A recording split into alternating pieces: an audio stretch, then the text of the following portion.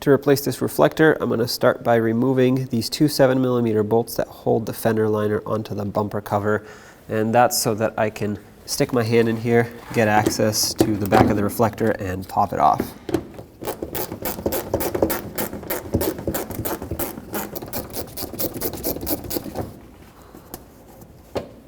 Okay, follow the bumper cover down, you'll see another bolt right there.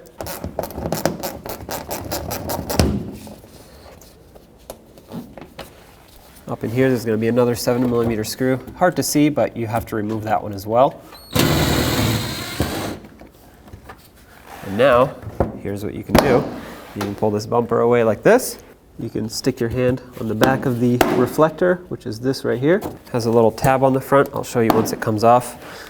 You have to squeeze that, then it pops right out. So all that was because this little tab locks it in and you have to squeeze it in from the backside. Now to reinstall it, has a hook on the backside, slide it in, and then just press it, and it'll snap right into place. Let's put all the screws back, line up your bumper cover.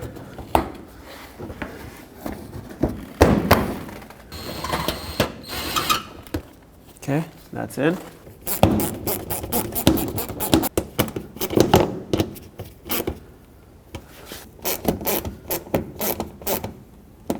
That's it, you're done.